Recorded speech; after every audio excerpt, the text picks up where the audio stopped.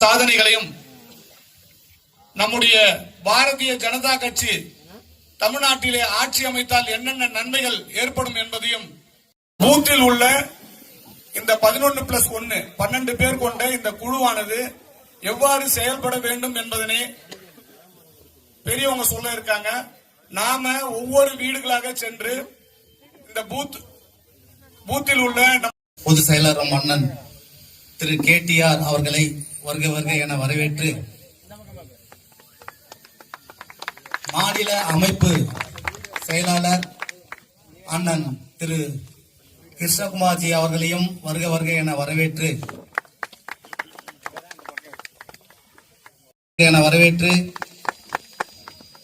இந்த பொன்னேரி தொகுதியின் மண்ணின் மைந்தன் பார்வையாளர் அண்ணன் RMR ஜானகிராமன் அவர்களையும் வருக வருக என வரவேற்று பொன்னேரி தொகுதியினுடைய அவர்களையும் மாவட்ட பொதுச் செயலாளர் சுரேஷ்ஜி அவர்களையும் இந்த மாவட்டத்தை வழிநடத்தக்கூடிய பார்க்க சொல்லியிருந்தார்கள். அதை எல்லோருமே சிறப்பான முறையில் இந்த சார் SIR ஜெயிக்கணும் அப்படின்னா தான் நம்மளுடைய இலக்கு. சட்டமன்றம் அல்ல, உள்ளாட்சி. இந்த உள்ளாட்சியிலே நீங்கள் எல்லோருமே செந்தில் அவர்களே, மாவட்டத்தினுடைய தலைவர் அவர்களே, அனைவருக்கும் என்னுடைய வணக்கங்களை தெரிவிச்சுக்கிறேன். மாலையை போடுங்கன்னாரு ஜானகிராமன்ஜி. நானும் 1991 இருந்து தான் இருக்கோம். நாங்கெல்லாம் இருக்கிறோம். ஆனா இந்த சட்டமன்றத்தை உள்ள போய் பார்த்ததே இல்லை. ஒரு தடவை கூட வாய்ப்பே வரல எங்களுக்கு.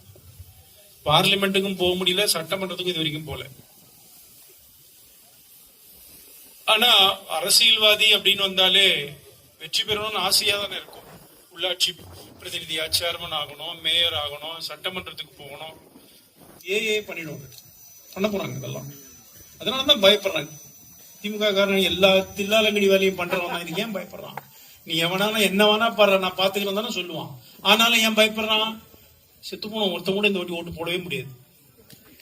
கவர்மெண்ட் சரியா தான் பண்ணிருக்காங்க, எலெக்ஷன் கமிஷன். அதனாலதான் உச்ச நீதிமன்றத்துக்கு போறேன், போராட்டம் பண்றேன்னு பேசலாம். ஒரு ஆளை சேர்க்க முடியாது.